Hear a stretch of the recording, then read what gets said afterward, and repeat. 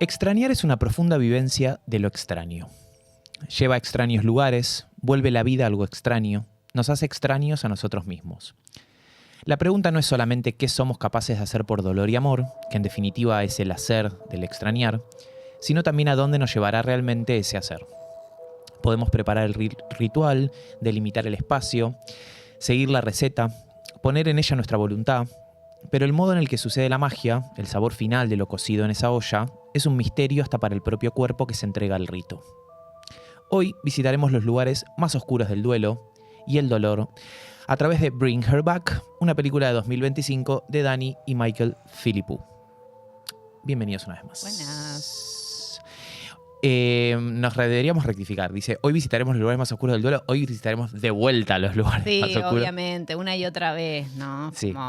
También pensaba esto de estas pelis, pensando en esta, que se inscribe dentro de, creo yo, se inscribe dentro de esto que se llama nuevo terror, ponele, y que es un género o un subgénero, si se quiere, que mezcla el drama familiar más realista, y si quieren ejemplos, qué sé yo, no sé, hemos hablado de Hereditary, de Witch, y bueno, habría muchos ejemplos más. Es una mezcla perfecta del drama familiar súper realista con el terror, digamos, ¿no? Uh-huh. Que creo que ese es un poco, pienso yo que es una definición posible de nuevo terror, y creo que esta película es un exponente maravilloso y terrible. Terrible. Lo que decís vos también puede ser algo de época, ¿no? Un poco, digo, como, sí, como una necesidad un poco como de acercar a los terrenos de lo familiar. sí. Las expresiones terroríficas, porque un poco...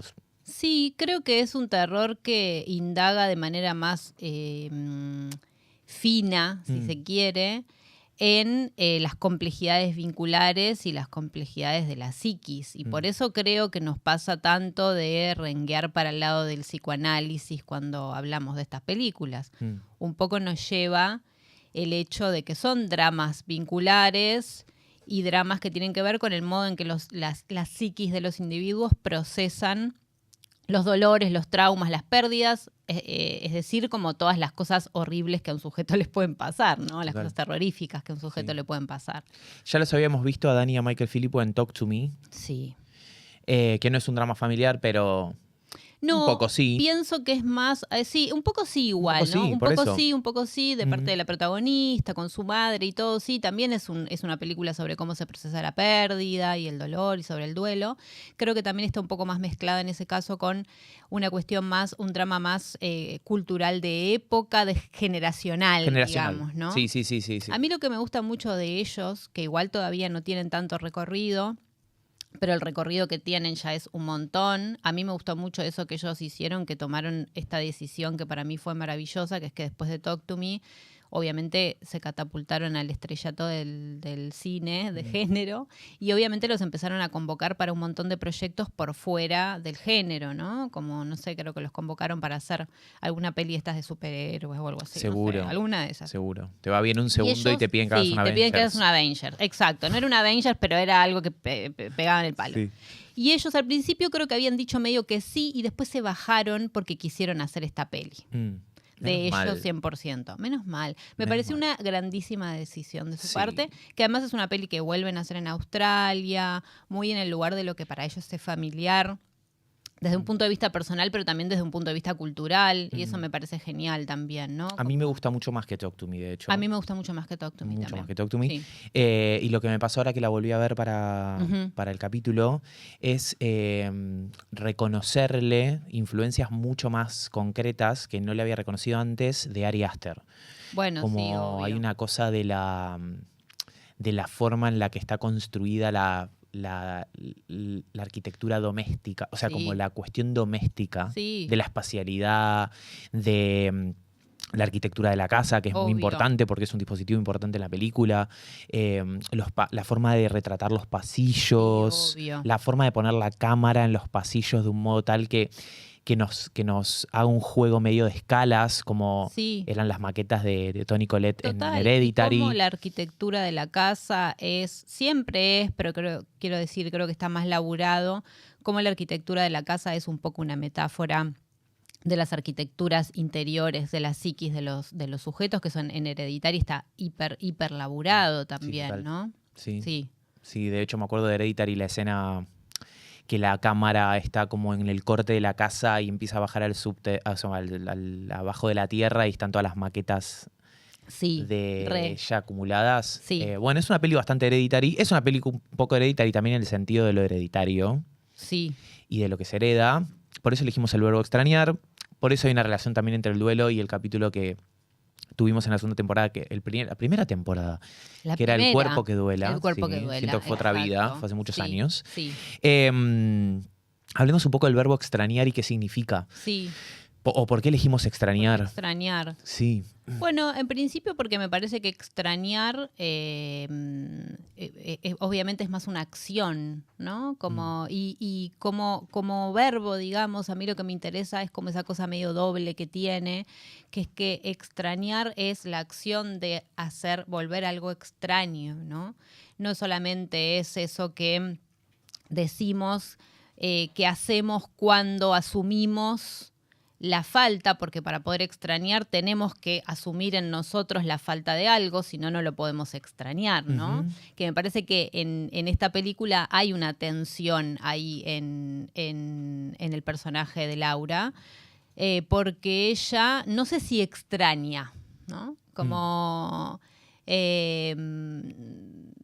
No estaría tan segura de que pueda extrañar, digamos, porque hay una falta ahí que no está asumida. Digamos. Bueno, de hecho la película no se nombra a través del verbo extrañar ni en inglés, porque es bring her back, o sea, es como tráemela de vuelta, no es la extraño, digamos. Y tráemela de vuelta, bring her back, para mí tiene algo muy del orden de lo temporal, ¿viste? Si bien para mí la película trabaja en un plano espacial, eso es notorio, la casa, el espacio donde está el cadáver de la niña, la piscina, que incluso el nombre de la película que se muestra con la palabra invertida de back. La palabra invertida, exacto. Pero en realidad Bring Her Back como expresión apela más a lo temporal que a lo espacial, digamos, ¿no? Medio como retroceder o rebobinar, hablando un poco de las cintas que aparecen en la peli, que son un objeto bastante maravilloso que se repite en más de una oportunidad, ¿no? Que creo que ahí lo temporal está un poco laburado. En términos de objeto está laburado a través de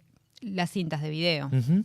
Yo lo que pensaba es que, como me pasó con Soñar, es que hay como esta grieta, decía grieta léxica, en el sentido de que en el castellano, digamos, el verbo extrañar significa como al mismo tiempo sentir que algo me falta, sentir que algo falta, pero al mismo tiempo volverlo ajeno, como que hay algo de que sucede una operación medio como de extranjerización del objeto. Obvio. Y después pensaba en inglés, que es como missing, y pensaba, claro, missing es tipo, o I miss you podría hacerte extraño, pero y al mismo tiempo como te pierdo, ¿no? Como algo de perder. De hecho, cuando alguien desaparece en el inglés, en los carteles dicen missing, que es como una desaparición. Es una desaparición. Que también es un desplazamiento de otro tipo, porque digo, la extranjerización que propone extrañar en el castellano me parece que es como un desplazamiento muy territorial, ¿no? En el sentido de... es muy territorial. Sí, como de algo que pasa una frontera, ¿sí? Que puede ser la de la vida, digamos, en este caso. Y desaparecer anula ese movimiento, o sea, ese desplazamiento. Es como desaparecer es desaparecer. Sí. O sea, no sé hacia... No está... Es interesante eso, porque me parece que en extrañar lo que pasa es que no se pierde algo de la relación que vos tenés con eso que ya no está. Exacto. Y que de hecho en un proceso de duelo, que es un trabajo, vamos a decir de Freud. Freud dice que el duelo es un trabajo. Sí, como un desinvestimiento. Claro, y es un trabajo activo, digamos. Es un proceso, es un laburo en el que uno va desatando el deseo, vamos a decir, del objeto que ya no está, o el sujeto, en este caso, en lo que sea, para permitirle circular por otros lugares también, en caso de que ese duelo se dé de manera, entrecomilladamente, normal, digamos, ¿no?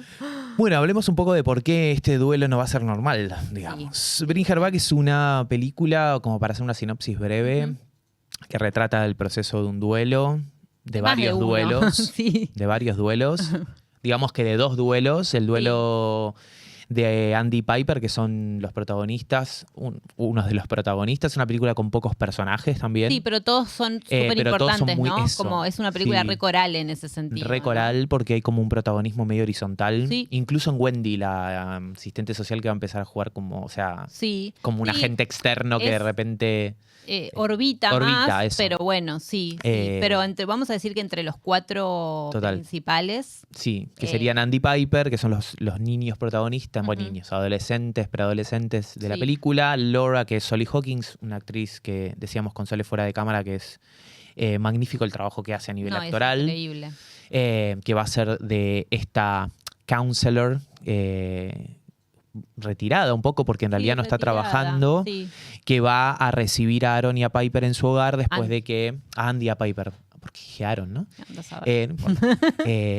Y a Andy Piper después de que su padre perece. Sí, Son dos niños de madres distintas, ¿no? sí. Tienen un padre en común, pero madres distintas. Y las madres igual medio que no juegan... No. No, hay están. una, o sea, la película tiene una madre, que es Laura, Exacto. y un padre muerto, lo cual no es menor si lo pensamos en términos psicoanalíticos, que es el papá de Andy, De Andy y y de Piper, que muere al principio de la Al principio de película, la y película. después igual su presencia fantasmática, Está. digamos, está ahí. Está. Andy y Piper terminan teniendo que vivir con Laura como una suerte de familia sustituta, con la promesa de que Andy tenga que portarse bien durante 3 meses hasta cumplir los 18 para poder apelar a la tutela de Piper. Sí. Cosa que, lógicamente, Spoiler alert, no pasa. no va a suceder. Como nada bueno va a suceder en esta No. película. Pasan muchas cosas, ninguna de ellas buena. Lo dijimos en el fanzine de Midsommar. Sí. En las películas de terror, las cosas tienen que terminar mal porque si no, no es una película de terror. No, O sea, tienen que terminar mal. tiene que terminar Por mal. lo menos, o sea, no sé si eso siempre, o sea, en realidad eso no es una característica de por sí histórica del género, pero me No. parece que el nuevo terror explora mucho que todo salga mal. Exacto, sí, digamos, sí, ¿no? sí. Que nadie tenga consuelo. Que no hay final nada. Claro. Que no haya final nada. Salvo algunas, que yo, The Witch me parece que tiene un poco una final. Sí, ponele, claro. Sí, De alguna sí, sí, manera. total. Sí, sí, sí, total. Bueno. Estos se son los extrañaron? protagonistas. Mm. Después está Laura, es la se lleva, me parece que es como medio el agujero negro alrededor del cual circula todo. Es un personajazo increíble. Después está Oli, que yo creo que es un gran protagonista también a su manera. Increíble ese pendejo. Qué espectacular que lo acabo de negar completamente No, es inconsciente. increíble ese pendejo. O sea, pensé y me olvidé de Oli. Sí, y que además para mí Oli es súper importante porque yo creo que su rol en la película anda por varios lugares, pero a mí me interesa mucho como una representación del hijo de una madre psicótica, Mm. porque en realidad Laura es una madre psicótica, en definitiva. Laura es una madre psicótica, es una madre que devora, es una madre que, como parte de la sinopsis de la historia, perdió una hija en el contexto de un accidente doméstico. Ujú. Me estoy cuidando de decirlo y en realidad es como, bueno, o sea, lo vamos a tener que decir. O sea, la hija muere ahogada en la pileta de la casa. O sea, no es Y que... sí, no sé por qué lo estoy cuidando tanto. Acá los spoilers por no eso. importan. Y Oli es un personaje con el que se van a encontrar Andy y Piper cuando lleguen a esta casa, porque hay algo que me encanta de la película, y ahora entramos en la psicosis de sus personajes, pero que es que cuando ellos llegan, cuando Andy y Piper llegan a la casa de Laura, la casa de Laura está como en un contexto muy agreste, Ujú. tiene una pileta semi vacía, como Sí, al principio está vacía. vacía, de hecho, porque va a tener que ver con la narración el hecho de Ujú. llenarla de agua hasta cierto punto. Y está escuchando Alive, es una canción de una banda australiana, lógicamente, la película es Ujú. australiana, que es Empire of the Sun, que es una banda de la puta madre. Sí. Que la canción dice algo así como nunca me sentí tan vivo de que vos estás Increíble. acá, justo cuando llegan ellos. Ujú. Después, eso es un poco foreshadowing de que cuando ella escuchaba música muy fuerte es porque también estaba tratando de ocultar que estaba domando a Oli porque Oli debía estar en algún brotecito. Que yo creo que eso tiene un espejo maravilloso en el relato de Andy, de cómo cuando su padre le pegaba, Mm. abría la ducha Para que no lo escuche se Piper. escuche afuera, para que Piper no escuche. A mí eso me parece genial porque también hay algo en Andy que repite eso del padre, sin quererlo, porque para Andy el padre es un monstruo, ¿no? Ujú. Que es que él también le oculta cosas a Piper para que Piper no se entere. Entonces, Total. él ahí se pone el saco de padre, Total. ¿no? Como que hereda eso, ¿no? Como que lo introyecta. Sí, ¿por qué le oculta cosas a Piper? Cosa que no dijimos, porque Piper es una niña, no es no vidente, No 100%. no 100%, pero Dice que ve luces y sombras. luces y sombras. Y obviamente la hija fallecida de Laura era una niña que padecía o lo mismo o al Y menos que era ciega. Sí, era ciega, por lo menos eso es lo que dice. Claro. O sea, no sé qué si era 100% ciega o no, pero digamos era ciega. Sí. Eso es súper importante porque en realidad esos niños, sobre todo Piper, en realidad Piper. Andy es como un daño colateral No, para claro. Laura, que de hecho ese es el disparador de la película, cómo deshacerse de Andy también un poco, ¿no? Es ellos son atraídos, digamos, por esta mujer a esa casa porque lo que necesita Laura es un cuerpo a donde poner o depositar el alma de su hija a través de un ritual misterioso. Eso es buenísimo. Que no se intente. En este momento histórico, Pensé exactamente lo mismo cuando en lo el volví que a ver. las películas te explican y te a través del diálogo, cada pequeña cosa que pasa y reponen todo porque no confían en que el espectador puede completar el sentido con su capacidad de imaginar y de pensar, me parece un respiro absoluto que dos pendejos que tienen 30 años, estos pibes, los Sí, Filipú, sí.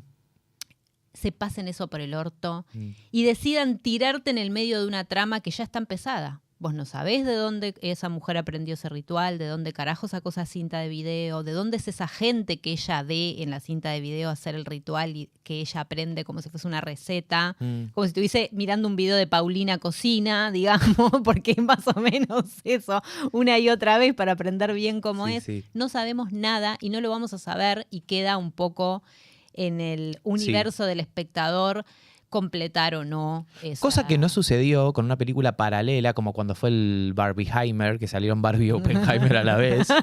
Esta vez, cuando salió Bring Her Back, al mismo tiempo salió Weapons.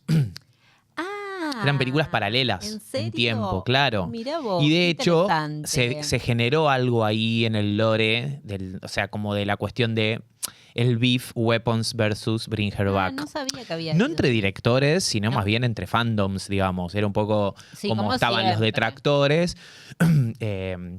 de una y de la otra. Ok. Y lo que pasa en Weapons, que es algo que para mí es en lo personal, es un poco una flojera de la película a nivel narrativo, y es que como que agrega cosas de más al universo narrativo de la historia que está contando para reponer, Sí. porque peca a veces de reponer. De hecho, para mí hay un exceso de personajes en la película, Sí. podría haber menos, y hace lo que decías vos, que es esto de aparece la vieja de Weapons, vos no sabés de dónde sacó el arbolito con las ramitas con las que hace... No, pero ya lo van a... Pero Sí, ya está. Ya están Capitalismo haciendo... tardío. Obvio. Ya están ya haciendo están la haciendo precuela. la precuela de cosas. Cosa Ay, que, Dios como mío. si alguien hiciera la precuela, como si los Filippo hicieran la precuela rusa Claro. de las cintas de VHS de Bring Her Back. Bueno, Que igual ojalá, ahí espero para no se mí hay escuchen, no lo hagan. algo interesante, que es que me parece que lo que hace que estos pibes sean tan buenos en eso, de como honrar el misterio de ciertas cosas, es que son dos pibes criados a base de YouTube, de hecho son youtubers, o sea. Ujú. Y entonces hay algo que ellos mamaron el misterio de internet, los creepypastas, todo esto. Sí, muy creepypasta. Claro, todo muy creepypasta, ¿no? Como Total. tanto la mano de Talk to Me, Sí, como la cinta de video misteriosa, no Sí. sé qué, que es algo, me parece que yo los escuchaba la otra vez, no me acuerdo, los estaba viendo en una entrevista, no me acuerdo en cuál, porque vi más de una. Y ellos decían como, ahí donde generaciones anteriores quizás iban al bosque a buscar, como a encontrar los misterios y las cosas sobrenaturales, nosotros las buscamos en internet y las encontramos Total. en internet, ¿no? Como, y es una cosa incluso más vasta y terrorífica que el bosque, internet, en ese Total. sentido, ¿no? A mí me parece que eso a ellos les ha servido un poco para eso, respetar algo de no se sabe de dónde salió esta cosa misteriosa, este cuento popular que se pasa de boca en boca y no sabemos cuál es su origen, etcétera, ¿no? Sí, sí, sí. Me parece un valor agregado, de hecho, Sí. porque no hay tanto No. cine ahora que se comprometa con el núcleo mistérico que Sí. tiene la vida, Sí, digamos. sí, total. Sí. Como que están, de hecho me pasó, te lo dije estos días, o vi Sirat de Oliver Lache y me pasó eso, que sabía que era una película que estaba muy cagada a palos por esto de ay, esto no se entiende, ay, esto es incoherente, ay, esto de la narración, ay, esto de que falta, como de la falta, ¿no? Como, che, falta esto en la narración para qué, falta esto para que me cierre, para Ay, que mí como tremendo. espectador las cosas me cierren y las entiendan y me las den digeridas. Y de hecho, donde la película para mí más gana es en donde vos no te das cuenta que no necesitas entender lo que está faltando. Pero bueno, hablando de la falta, y dado que es tan importante la relación con la falta en esta película, me parece que también ahí hay algo de la falta del espectador, que es como hay cosas que no están y yo me tengo que poder relacionar con eso, incluso en realidad me puedo relacionar con eso mejor o realmente porque existe la falta, ¿no? Porque si no existiese, otra sería como más psicótico la relación. Claro, digamos. sí. De hecho, yo me lo había, creo que te lo dije, pero algo que pensé que fue como para entrar un poco también en estos marcos que le fuimos encontrando al análisis, que es que hay como una imposibilidad contemporánea de extrañar, Sí, ¿no? recontra. Hablando de internet, que es esto de que te decía ayer que, que hay algo del cine de terror que funciona medio como un geólogo, un sismógrafo de las ansiedades culturales, que lo hablamos siempre que hablamos de cine de terror, o sea, por eso también el terror es muy queer en ese sentido, ¿no? Porque es una ansiedad colectiva que está permanentemente ahí, como... y es esto de que la cultura lo que le dicen el doom scrolling, digamos, Sí. y pienso en el scrolling porque es como lo que más cerca tenemos, porque digo, también uno puede estar en la computadora eterna, puede hacer deep diving en internet Sí. infinitamente, hace que tengamos como una experiencia con como sujeto-objeto en la que ningún objeto permanece el tiempo suficiente como para ser perdido, Claro. para ser missing, Sí. ¿no? Como ningún rostro se demora lo bastante como para ser, me puse media poética, pero digo, como para ser añorado, ¿no? Sí. Como esto de, incluso pienso en los influencers, en la... Sí, obvio. Y es re loco eso, porque todo eso no llorado, todo eso no añorado, medio que se acumula y empieza Obvio. a formar capas. Es que de hecho te iba a decir que la otra pata de eso es como el capitalismo no permite la muerte y la falta. O sea, el capitalismo opera por acumulación nada Claro. más, niega la muerte. Entonces, en ese sentido, me parece que también es otra razón más por la cual esta película es también una representación en términos, vamos a decir, como íntimos o interpersonales pequeños de una ansiedad o unas ansiedades colectivas mucho más grandes y culturales, ¿no? Sí, porque al fin y al cabo Laura lo que hace es, o sea, es un personaje que se rehúsa a aceptar la frontera entre la vida y la muerte como una frontera, Sí. ¿no? Que es la de su hija, porque Claro. bueno, avanzando digo, o sea, esto es un ritual, o sea, Sí. este ritual es un ritual que tiene como objetivo que vuelva Katy, Katy, es su que es hija la hija muerta. de Laura, Sí, sí, que es su sí. hija muerta, y no que vuelva en plan zombie, digamos, o que vuelva en plan fantasma, No sabemos sino cómo. no sabemos. En realidad claro. no sabemos cómo. Y eso también es reinteresante, porque la cosa, o sea, la cinta de video que ella mira para ver cómo tiene que performear el ritual, que es obviamente un ritual, como sucede mucho en esta película, profundamente cruel, Sí. ¿no? Porque eso es lo que esta película es en varios niveles profundamente cruel. Termina, o por lo menos es pausada por Laura, quizá es pausada a propósito, no sabemos, una vez que el ritual está finalizado, pero no sabemos de qué Sí, el manera, claro, de qué manera volvería ese sujeto, ¿no? En caso de volver, ¿no? Porque de hecho, por eso me parece que esto que leías al principio, de uno se entrega al rito o al ritual, pero en realidad la forma final, eso que se termina cocinando ahí, termina siendo otra cosa, no termina siendo lo que ella, porque todas las expectativas de todos los personajes son defraudadas en esta película que es tan cruel. La de todos, quizá no la de Oli, en definitiva, quizá, eso se podría conversar. Sí, en una de digamos esas. que es como Oli el que la pasa tiene... muy mal, pero hay algo de... Sí, pero siempre Bueno, está Piper. siempre está vivo adentro de... Porque, a ver, Sí. no lo dijimos, pero Oli va a funcionar un poco. Oli es un personaje que es un niño secuestrado por Laura, básicamente, Ujú. que no se llama Oli, que en realidad ella tiene lo otro presenta nombre. como el sobrino. Ella lo digamos, presenta como el pero sobrino. En realidad es un niño que ella se robó. Exacto, de ella se una robó. casa. Encima se lo robó de su cuarto, de su habitación. De su ¿no? habitación. Medio- hay una cosa en ella re monstruosa hasta en eso, de hacer desaparecer al niño de su propio cuarto. ¿no? Ella es de Cosa- Boogeyman. Ella es de Boogeyman. Es de Boogeyman, Mal. total. Oli se convierte en el catalizador que el ritual necesita para poder trasladar, en principio, porque para mí la palabra es a revisar, el alma Ujú. de Katy, que es la hija fallecida de Laura, Sí. a un nuevo cuerpo, Que sería el que de sería Piper. el de Piper, ¿no? Que Sí. es una de las protagonistas de la hermana. El cuerpo de Oli, que es un cuerpo que sufre muchísimo en la película, increíblemente, es una incomodidad total Ay, ver el Dios. sufrimiento de esa criatura. El cuerpo de Oli, que es el cuerpo que sufre más, me parece, en esa película, está ahí para ser un poco el recipiente de un demonio.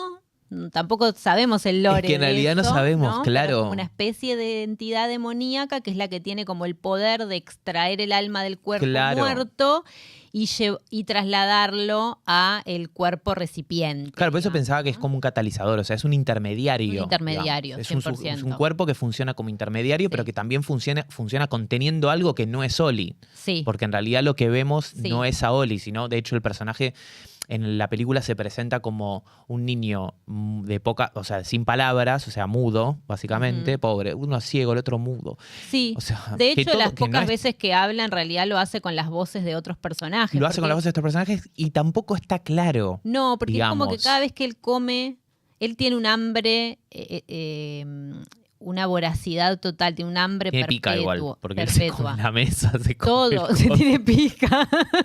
Tiene pica. O sea, no, Para más no es que información, dice- el capítulo que hablamos Claro, de body horror Sí. y que trabajamos con Swallow. con Swallow. Es que no es claro, es pica porque, o sea, él no come, no es que dice, ay, me voy a comer una César. Por eso para O mí un un poco stick. representa al hijo perfecto de la madre psicótica. Ah. Porque es el hijo cuya demanda, que está representada por el hambre, es absoluta y la entrega, ¿no?, de alimento de parte de la madre también, porque todo el deseo de ella está puesto ahí, ¿no? Yo creo que, obviamente, deformados por el terror, etcétera, y espectacularizados para el cine, podrían llegar a ser una metáfora o una representación de la madre psicótica y el hijo demandante.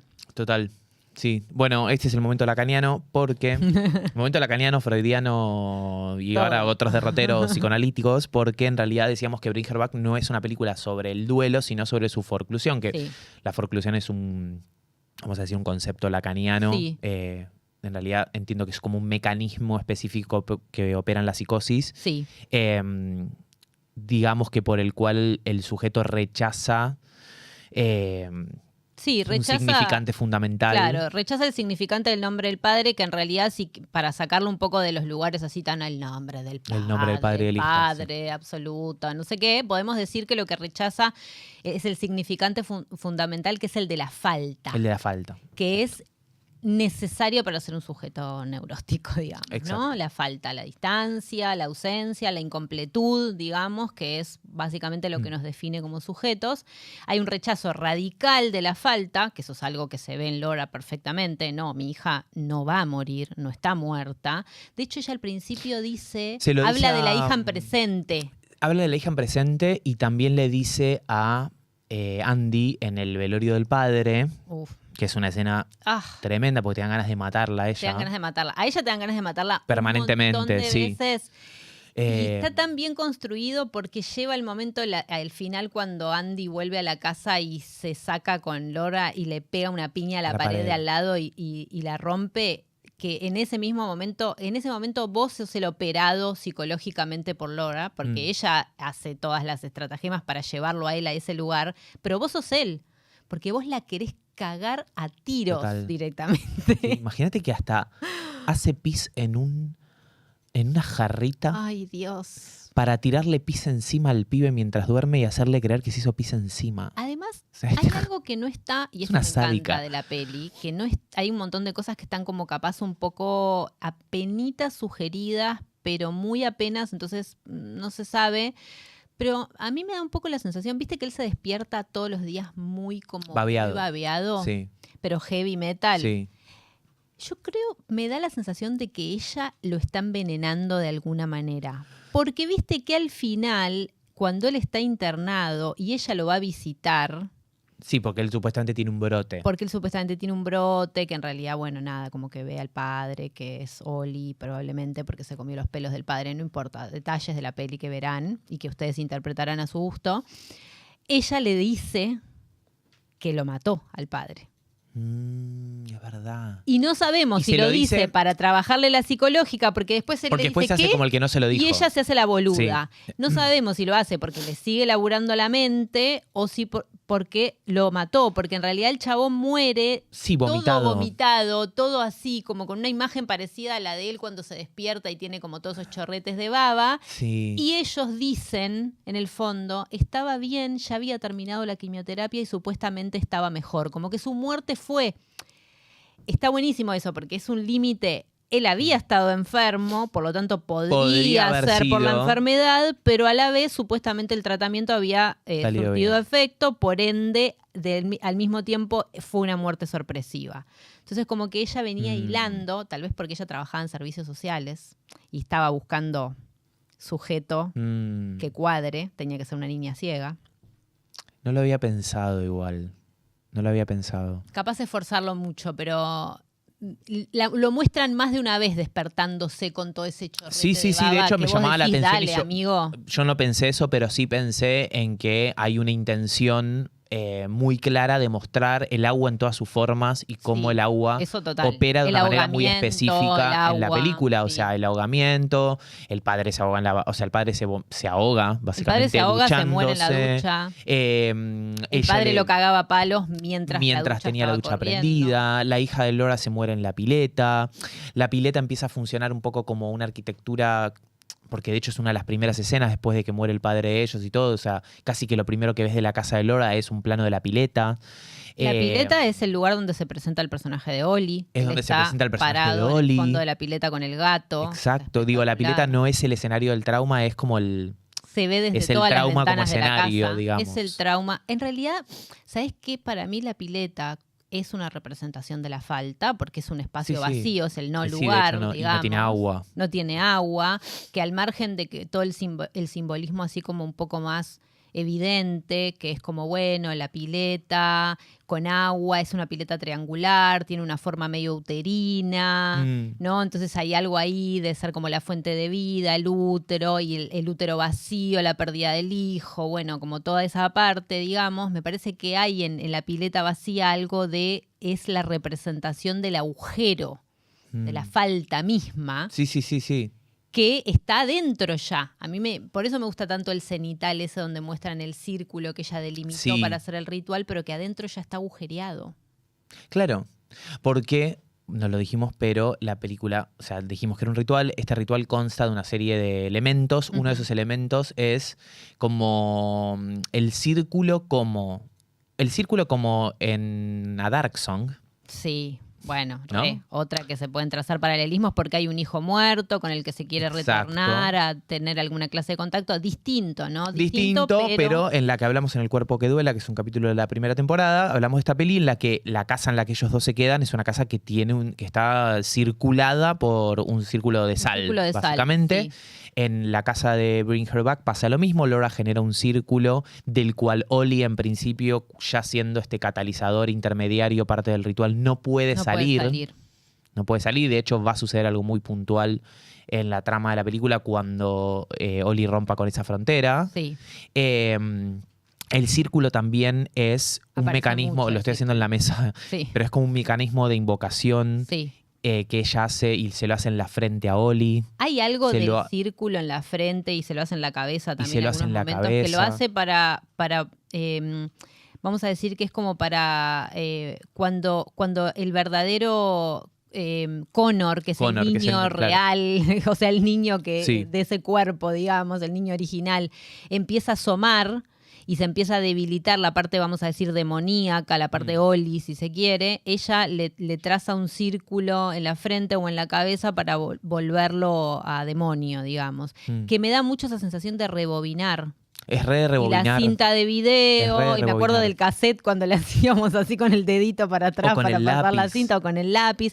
Hay algo de eso de retroceder, rebobinar, ir para atrás. Lo mismo con esto de que el ritual tiene que, para funcionar, hay que recrear la escena exacta del momento de la muerte y el modo de la muerte de la persona, ¿no? Como ese es el modo en el cual el ritual se puede efectuar. Entonces en eso también hay algo de rebobinar o de retroceder el tiempo, digamos, ¿no? Es una fantasía absolutamente delirante, ¿no? Total, pero además que como que pero elijo el hecho de haber elegido al VHS como dispositivo porque hay algo del VHS que ve ella, que después ella, porque Laura ve el VHS de un ritual en ruso. Sí. Literalmente. No sabemos nada. No sabemos nada de eso. ¿De dónde lo sacó? Es como, es como cuando no sabemos nada de la cinta en la que aparece Samara de la llamada. O sea, vos sabés que no sabés. Recomparable. Recomparable, porque en realidad el VHS opera como un medium. Sí. En el sentido más, un medium fantasmático, muy Derrida. Sí, como, es recontra. Es recontra. En realidad diría que es como jauntológico en el sentido de vamos a decir, como el diálogo que Fisher tiene con claro, eso, porque al fin y al cabo el VHS es el soporte material de esa jauntología. Totalmente. Entonces, que es interesante también porque la televisión se transforma medio en altar también, porque de hecho va a haber momentos en la película donde la vemos a Laura sentada no solo viendo los videos en ruso, sino viendo videos de su hija.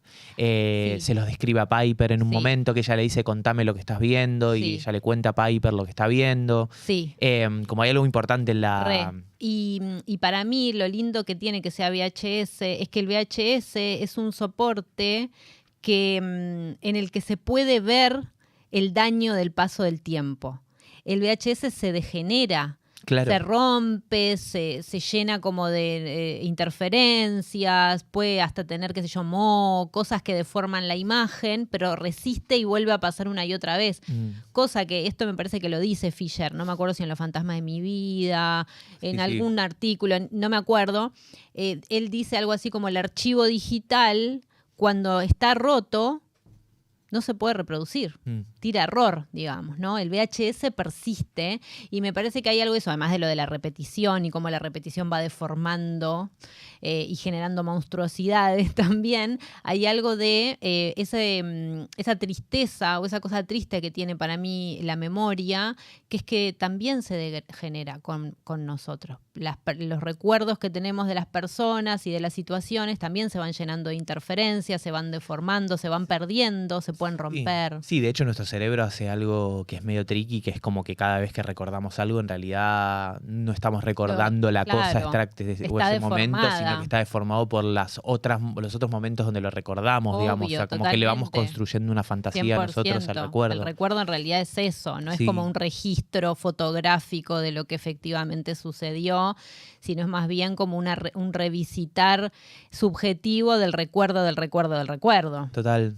Y por eso me parece también muy, muy piola y valioso que Piper sea ciega y que incluso que Katy sea ciega, porque más allá de que Katy casi que tiene que ser ciega porque Piper lo es, como para que haya un paralelismo, está esto que es medio muy típico de la tradición trágica, medio en plan de Edipo, Tiresias, totalmente, ¿no? Como esto de... El que no ve es el que ve. La verdad, obvio. Claro, la verdad se ve mejor cuando no se ve, digamos. Exactamente, porque ves de otra manera o ves sí, totalmente, porque para mí hay algo que se cancela cuando los ojos no están, o por lo menos se cancela, vamos a decir quizá de un punto de vista más metafórico, porque entiendo que no opera exactamente así, pero se cancela algo así como el imaginario. Claro. Que es todo lo que Laura tiene, que es imaginario, ¿no? Que es como esto, el ritual es un imaginario, en realidad es más bien un delirio directamente, ¿no? Que opera en el orden de lo imaginario.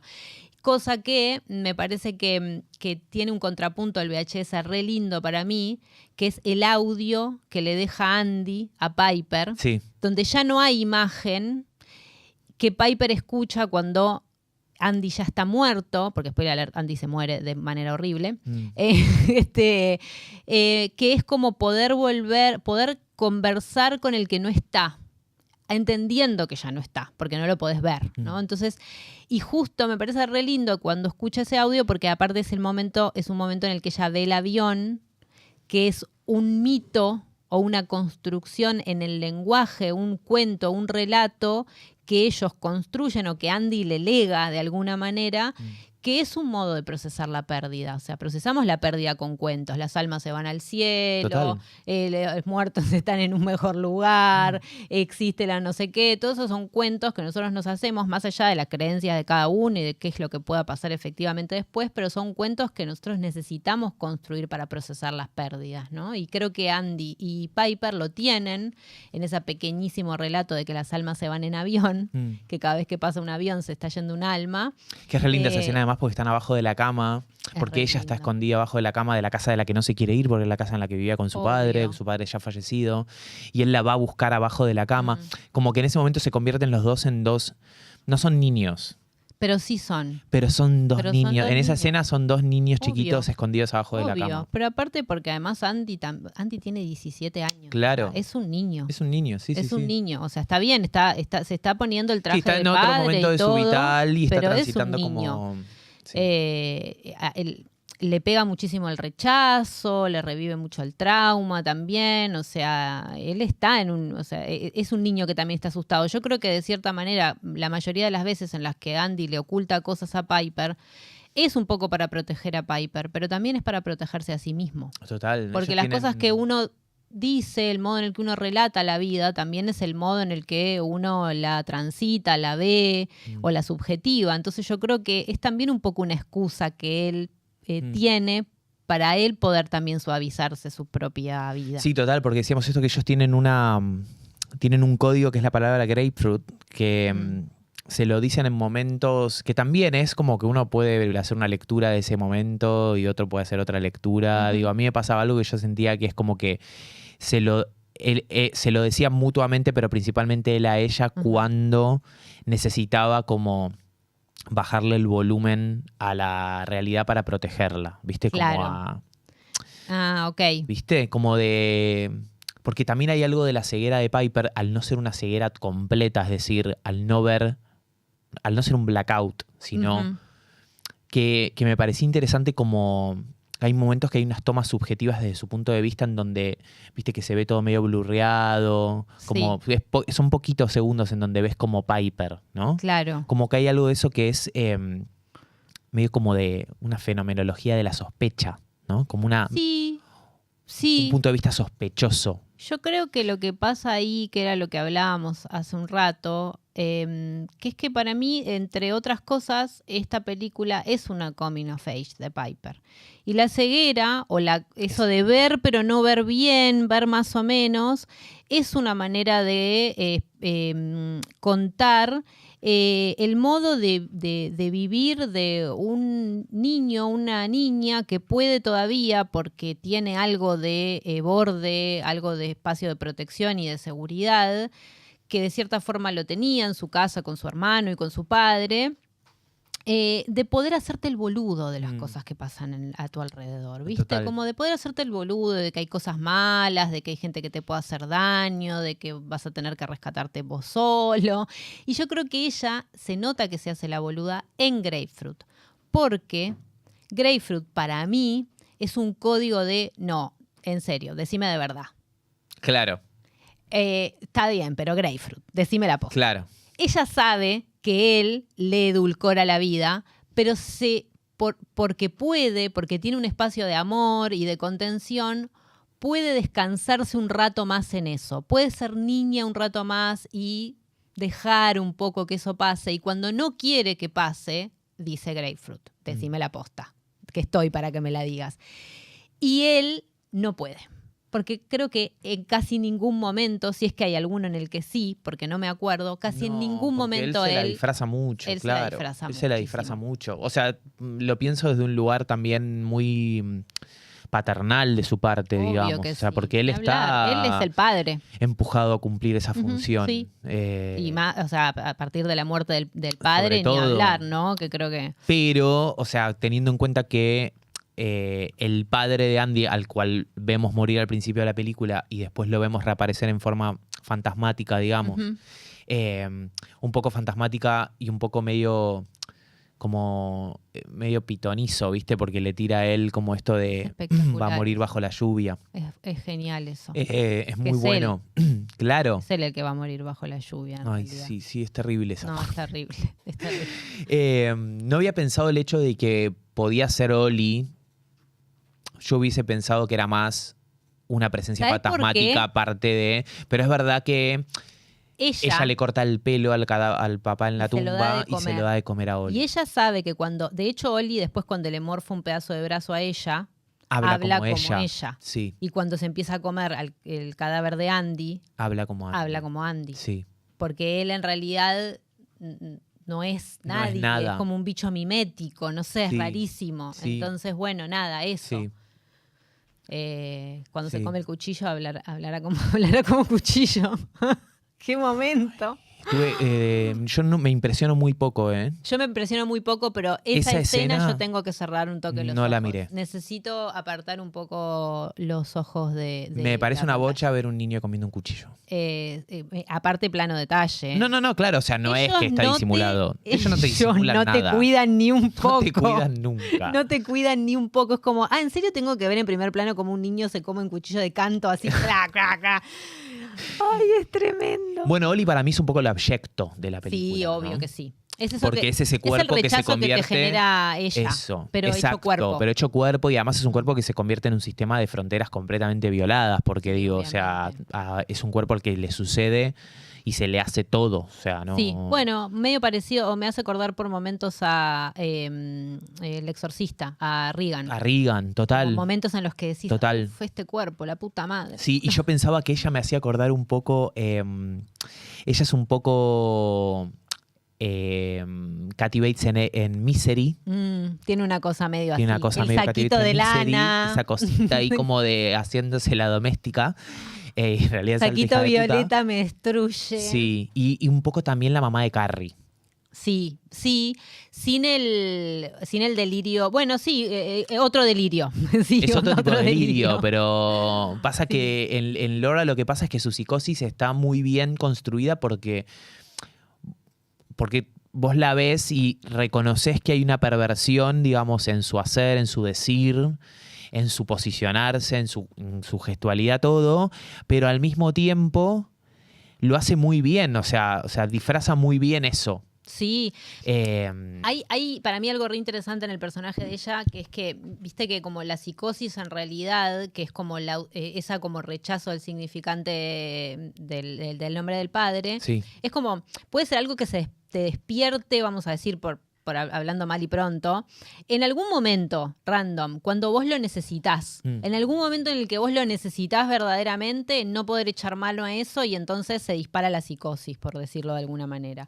No es que una cosa que tiene que acompañarte toda la vida, ¿no? Y de hecho sucede en muchos casos, que ya no sé, el hombre de los lobos y eso, ¿no? Que hablando de este texto de... el hombre de los lobos, el que analizan Toroki y Abraham. Claro, pero en realidad, ¿por qué? Porque es un caso famosísimo de Freud, que analiza Claro. a Freud, que después revisita a Lacan y que estos hacen como su propio Porque aporte. estamos llegando al final y yo no quería perderme este beef. Porque, o sea, si hablamos de psicoanálisis 3 temporadas, trajimos un beef involuntario que fue que haciendo el análisis y haciendo rewatch de la película, me puse a investigar un poco y apareció este dúo de psicoanalistas húngaros que son Nicolás Abraham y María Toro, que era su pareja, era en pareja, digamos ellos, que tienen como una suerte de relectura de lo que Freud llama la introyección, digamos, que sucede en el desinvestimiento del proceso del duelo, que ellos llaman la cripta, ¿no? Que es un concepto espacial, o sea, es un concepto espacial a nivel del orden psíquico porque es algo que está encriptado adentro del yo, ¿no? Digamos, pero que al mismo tiempo, y acá es donde viene como la parte más tricky, más Derrida, porque Derrida de hecho es uno de sus